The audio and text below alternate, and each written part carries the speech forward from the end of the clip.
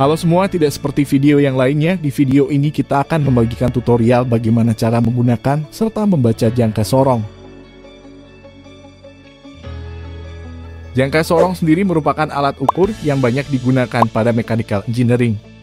Alat ini memang mirip seperti penggaris, namun akurasi pengukurannya sangat tinggi.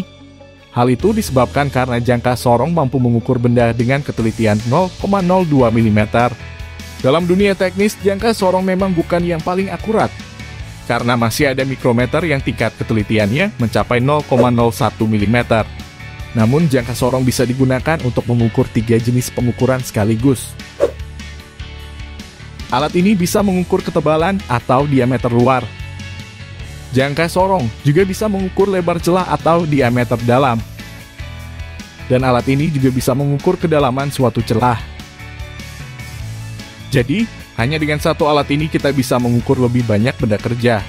Untuk bagaimana cara penggunaannya, sebenarnya cukup mudah. Jika Anda akan mengukur ketebalan atau diameter luar, jepitkan rahang besar ini ke komponen yang akan diukur. Pastikan posisi benda tidak miring sehingga pengukuran akurat. Setelah itu, putar kuncian agar rahang ini tidak geser-geser. Ini akan mempermudah kita saat akan melakukan pembacaan hasil, karena kita bisa meletakkan benda yang diukur tanpa menggeser rahang ini. Setelah itu, mari kita baca hasil pengukurannya. Untuk membaca jangka sorong, kita harus memahami arti dari garis-garis ini. Skala yang ada pada badan jangka sorong disebut skala utama. Skala ini punya nilai 1 mm per garis. Jadi ini mirip seperti penggaris biasa. Skala ini akan memberitahu kita hasil pengukuran kasarnya. Contohnya seperti pengukuran tadi. Kita paskan angka 0 pada skala geser dengan garis terakhir pada skala utama. Nah, garis terakhir ini akan menentukan pengukuran kasarnya. Jadi hasilnya 33 mm.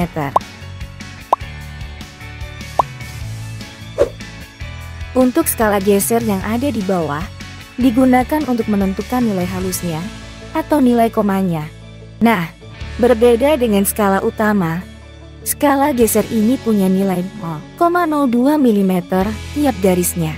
Untuk mencari nilainya, dibutuhkan sedikit ketelitian. Pasalnya, kita harus mencari garis yang menyambung antara skala utama dan skala geser. Garis ini akan menunjukkan berapa nilai komanya. Jadi tinggal hitung saja. Ini 5 plus 1 strip.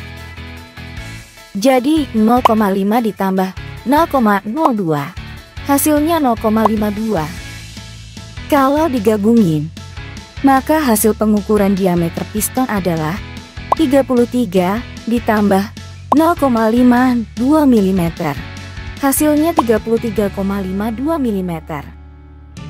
Kalau kalian akan mengukur lebar suatu celah, tinggal masukkan rahang kecil ini ke dalam celah yang mau diukur. Pastikan posisi benda yang diukur tegak lurus dengan jangka sorong. Begitupun dengan kedalaman, pastikan posisi jangka sorong juga tegak lurus dengan benda yang akan diukur. Ini dilakukan agar pengukurannya akurat. Setelah itu tinggal baca hasilnya. Caranya sama kayak tadi. Mudah kan? Subscribe channel kami, karena ke depan kita bakal bahas hal lain seputar engineering.